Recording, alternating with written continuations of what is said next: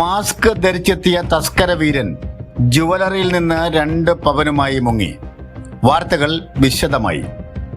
Changanassery central ജംഗ്ഷനിലെ ജുവലറിയിൽ സ്വർണമാല ആവശ്യപ്പെട്ട് mask ധരിച്ചെത്തിയ തസ്കരൻ ഓരോ പവൻ തൂക്കം വരുന്ന 2 മാലയുമായി മുങ്ങിയത്.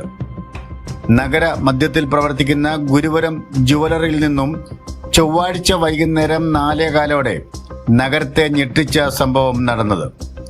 മാല ആവശ്യപ്പെട്ട മാസ്ക് ധരിച്ചു വന്ന യുവാവാണ് സ്വർണ്ണക്കടയിലുണ്ടായിരുന്ന ഏക ജീവനക്കാരൻ അഗസ്റ്റിനെ കളിപ്പിച്ച് സ്വർണ്ണമാലയുമായി ഡോർ തുറന്ന് പുറത്തേക്ക് ഓടി രക്ഷപ്പെട്ടത്.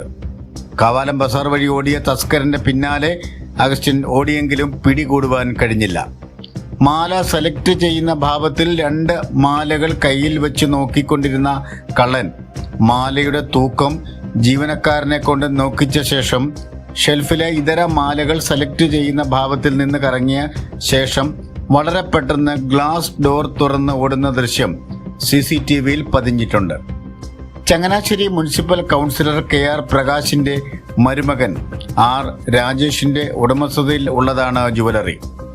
കാവാലം ബസാർ വഴി ഓടിയ തസ്കരൻ KSRTC ബസ്സിലോ മറ്റേതെങ്കിലും വാഹനത്തിലോ കയറി കടന്നതായി സംശയമുണ്ട്. നഗരത്തിലും പരിസര പ്രദേശങ്ങളിലും പോലീസ് ശക്തമായ പരിശോധന നടത്തി. CCTV ദൃശ്യങ്ങൾ കേന്ദ്രീകരിച്ച് ചങ്ങനാശ്ശേരി പോലീസ് അന്വേഷണം ഊർജിതമാക്കിയിട്ടുണ്ട്.